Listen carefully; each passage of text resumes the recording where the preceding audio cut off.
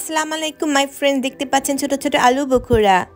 তো আজকে আমরা সবাই মিলে আলু বখরা গাছের কাছে চলে এসেছি এবং এখান থেকে আমরা আলু বখরা পাড়তেছি। তো একসাথে সবাই মিলেই পাড়াপাড়ি করতেছি। আর এই ফলটা যে এত মজার, আর আলু বখরা এমন কেউ নাই যে না চিনে। বিশেষ করে পোলাওতে যখন আমরা এই আলু বখরাটা শুকিয়ে যায় তখন ইউজ করি, তো শুকনা আলু বখরা বলা যেতে পারে। তো কাঁচা দেখেন দেখতে কীরকম। তো দেখেন বন্ধুরা, আমরা আলু বখরা পাড়তেছি।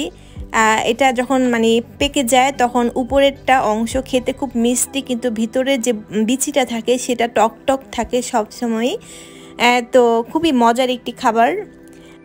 তো ফ্রেন্ডস, এই ফলটা জার্মানির সামারে হয়, আর হচ্ছে এগুলো বড় বড় আকারেরও হয়, ওগুলোকে বলা হয় ফ্লাওম্যান।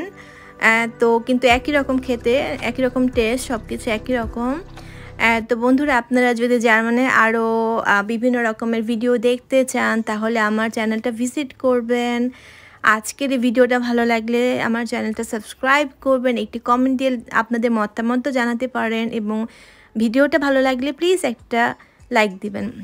তো কথা না বাড়িয়ে দেখি, আর আজকের মতো এখানে বিদায় নিচ্ছি। ফারদিনা, আসসালামু আলাইকুম, বাই বাই।